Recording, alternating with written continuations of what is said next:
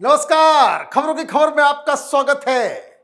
एक ऐसी खबर आई है जिसे सुनकर आप हैरान रह जाएंगे कि बांग्लादेश का ये doctor Yunus, this old man, ये कितना ज्यादा सिनिस्टर दिमाग है इसका कि जब ऑपरेशन सिंदूर चल रहा था तो इसने बांग्लादेश और हिंदुस्तान के बॉर्डर के ऊपर चढ़ाई करने की बात कर दी और अपने बॉर्डर सिक्योरिटी फोर्स को ये कहा कि हिंदुस्तान पे हमला कर दो। वो तो भला हो कि सिनिस्टर गेम, इसकी साजिश का पता चल गया बांग्लादेश के आर्मी चीफ को और फौरन उसने डांट लगाई तो मामला सेटल हुआ। यह सिनिस्टर प्लान के बारे में जो खुलासा हुआ है उसको आपको एक एक करके समझने की आवश्यकता है। और क्यों हिंदुस्तान ने एक के बाद एक ऑपरेशन सिंदूर उधर चल रहा था और हिंदुस्तान ने बॉर्डर पे एक्सरसाइज भी शुरू कर दी थी और एक के बाद एक प्रतिबंध लगाना शुरू कर दिया था, क्योंकि यह सत्ता लोलुप, यह लेफ्ट लिबरल कबाल का, यह कठपुतली अमेरिकन डीप स्टेट का यह प्यादा, यह सत्ता से अलग नहीं होना चाहता। इसे डेमोक्रेसी नहीं, इसे सत्ता के हवस ने अंधा बना दिया है। और वो तमाम पत्रकार, वो यूट्यूबर्स जो जय जयकार कर रहे थे, ये अजीत अंजुम, रवीश कुमार टाइप के लोग इतनी खुशियां मना रहे थे कि ऐसा लग रहा था कि इनका कोई रिश्तेदार जो है वो बांग्लादेश में सरकार में आ गया। आज इन लोगों को शर्म आनी चाहिए। इस तरह का खुलासा हुआ है कि this man is all out anti India. क्या खबर आई है? The head of Bangladesh interim government Mohammad Yunus hatched a sinister plot early last month to divert attention from all his domestic troubles. According to Yunus's calculation, a face-off with India, albeit a limited one and confined to the Indo-Bangladesh border, would dispel all his troubles and also allow him to continue holding on to power by ignoring calls for early elections. वहां सारे लोग मांग कर रहे हैं जल्द जल्द चुनाव कराओ। जल्द चुनाव कराने का मतलब फिर उनको सत्ता से बाहर कर दिया जाएगा। जो चुनाव जीतेगा वो तो बनेगा, आप चुनाव नहीं लड़ सकते। ये क्राइटेरिया है आपको यहाँ पे एक इंटरिम गवर्नमेंट बनाने के लिए दिया गया ताकि आप यहाँ पे और अपने चट्टे बट्टों के साथ आप चाह रहे हो कि 5 साल 10 साल बिना चुनाव के, बिना इलेक्शन के आप चलते रहो। और उसके लिए आपने एक सिनिस्टर प्लान बनाया कि लोग वहां कह रहे हैं भाई चुनाव कराओ, तो आपने ये सोचा कि हिंदुस्तान पे ही हमला करवा देते ताकि फिर अपने जो दलाल मीडिया जो बांग्लादेश के अंदर है, वो जिंगोइज्म, नेशनलिज्म, ये हिंदुस्तान ने ये क्या कर दिया, ऐसे कर दिया, वैसे कर दिया, और फिर इलेक्शन की मांग खत्म हो जाएगी, देश जो है मेरे पीछे खड़ा हो जाएगा। यही हाल जो पाकिस्तान करता है। तो ये सिनिस्टर प्लान ये था, लेकिन जैसे ही ये मालूम चला कि भाई बॉर्डर सिक्योरिटी फोर्स को इस तरह के आदेश दिए जा रहे हैं, तो आर्मी चीफ एक्शन में आ गए। The army chief general Wakeruzzaman is said to have reprimanded the BGB Director General Major General Muhammad Ashrafuzzaman Siddiqui for egging his troops to adopt a combative stance. The BGB chief reportedly told General Wakaruzzama that he had received verbal instructions from Jamuna, a complex that serves as the residence cum office of the interim government's chief advisor Mohammad Yunus. लीजिए, ये कहानी ऐसे शुरू हुई कि आपने border security force को जो ये कहा कि भाई आप शुरू कर दो, और वहां पे कई जगह पे इस तरह की खबर आई थी कि बॉर्डर पे बीएसएफ वालों ने ठोका है। जब ये खबर आई आर्मी चीफ के पास, उसने पूछा कि भाई ये क्या चल रहा है, क्यों कर रहे हो बॉर्डर बीएसएफ वालों के साथ? बीएसएफ वाले तो बड़े नॉर्मल रहने वाले लोग हैं। तो इसने कहा हुजूर हमने कुछ नहीं किया, हमें यूनुस साहब के यहां से, जमुना से ये खबर आई थी कि भाई आपको इस तरह से बीएसएफ के साथ जो है बदमाशी करनी है। तो ये कहानी यूसुफ के ऑफिस से शुरू हुई, बॉर्डर के ऊपर बवाल मचना शुरू हुआ, लेकिन आर्मी पहले ही एक्शन में आ गई। क्या हुआ?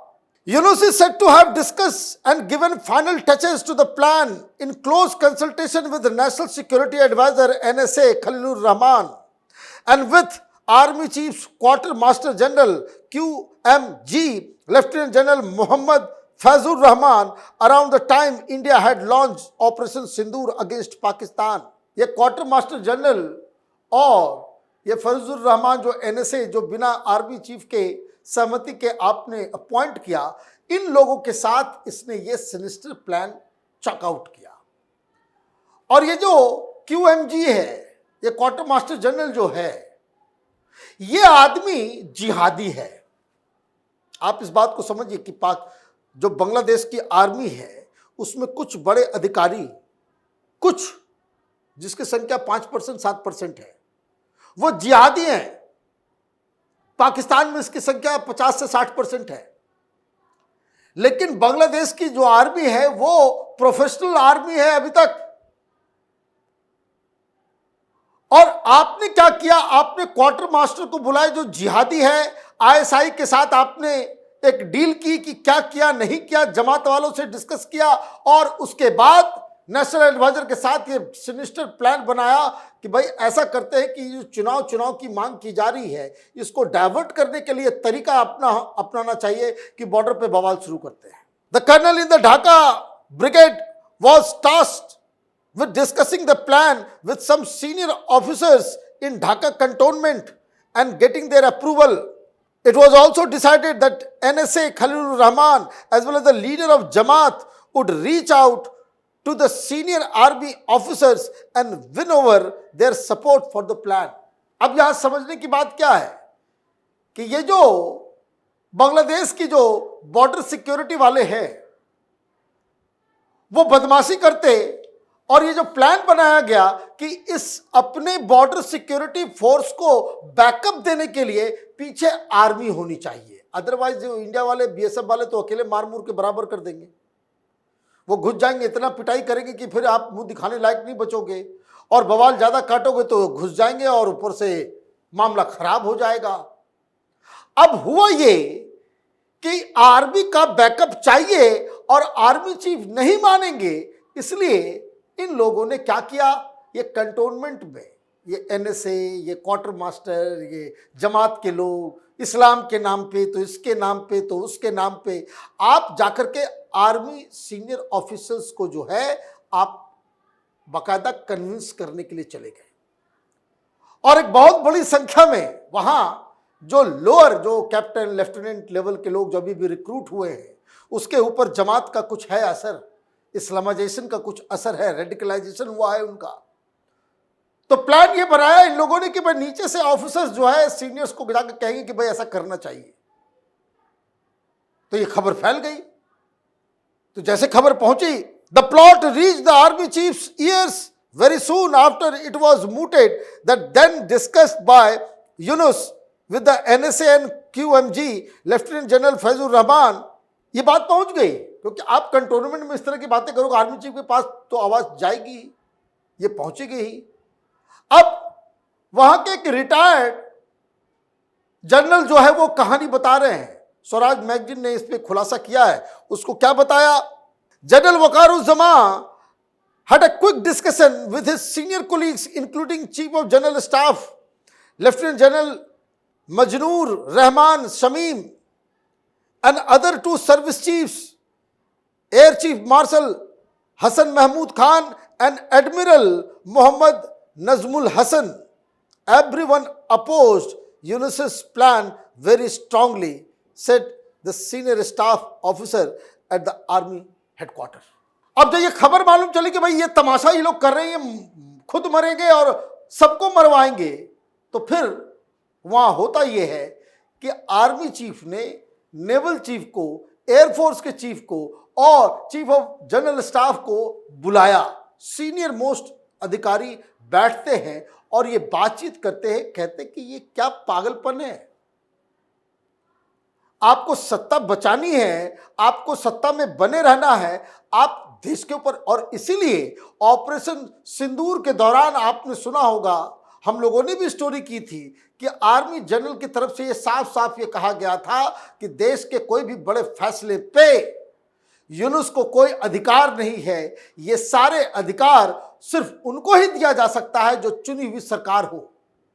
ये इल्लीगल गवर्नमेंट, इल्लीगल आदमी, अनइलेक्टेड लीडर, वो इतने बड़े बड़े फैसले नहीं ले सकता। और जब आर्मी चीफ, नेवल चीफ और एयरफोर्स चीफ बांग्लादेश के इन लोगों ने तय कर लिया कि इस चीज को समर्थन नहीं देना है, तो आर्मी चीफ ने फोन करके बातचीत की यूनुस से। The army chief then sent a word to Yunus as well as the NSA that the plan is a foolhardy one and would never work. He said the Bangladesh army did not have the capacity or the inclination to get involved in hostilities with India. साहब कहा, ना हमारे पास वो ताकत है, ना क्षमता है, ना उस तरह का कोई इंटेंशन हमारा है कि आप हिंदुस्तान से पंगा ले, इसलिए सब प्लान काम करेगा नहीं। General Wakeruzzaman communicated to Yunus and the NSA that BGB functions as an auxiliary force of the army, and he, being the army chief, is the sole authority who issues directives to the BGB. The BGB is answerable only to him, the army chief said. और धमकाया भी, का ये जो बैठ करके तुम लोग यहाँ पे प्लान रचते हो, ये सब करने की आवश्यकता नहीं है। ये बांग्लादेश बॉर्डर गार्ड जो है, बॉर्डर गार्ड बांग्लादेश, ये दरअसल आर्मी के ऑक्सिलरी बॉडी है। तो वहां कोई भी फैसला अपने आप नहीं होगा, उसको जो कुछ भी करना है वो आर्मी चीफ के परमिशन से करेगा, and they are answerable to the army chief, not to you. इसलिए आप अपनी हद में रहे।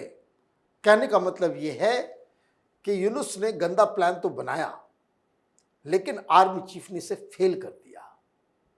अब जब इस तरह के माहौल में, जब आर्मी, नेवी, एयरफोर्स, सारे लोगों को मालूम है कि ये dirty old man dirty tricks के साथ बांग्लादेश के ऊपर हुकूमत में बने रहना चाहता है, तो आप समझिए कि ये तो लेजिटिमेसी जनता की नजर में भी खत्म। आर्मी का समर्थन इसलिए नहीं मिल रहा, और इसीलिए इसने जो जून में कहा था कि भाई कि जून 2026 में जो चुनाव कराएंगे, उससे वो पीछे हट के अप्रैल की घोषणा की। और अब जब लोग ढाका वापस लौट रहे हैं बाकायदा इस बकरीद के बाद, अब वहां फिर से मोमेंटम जारी है ये सवाल पूछने के लिए कि भाई दिसंबर से पहले चुनाव क्यों नहीं करा सकते। और तमाम पॉलिटिकल पार्टीज ये चाह भी रही है कि इलेक्शन जल्द से जल्द हो, ताकि ये अनइलेक्टेबल पर्सन, ये जो प्रधानमंत्री से ज्यादा पावर लेकर के बैठा हुआ है, इसको बाहर किया जाए। आप देखते रहिए कैपिटल टीवी। हमारे वीडियोस को लाइक कीजिए, शेयर कीजिए और हमारे चैनल को सब्सक्राइब कीजिए। धन्यवाद।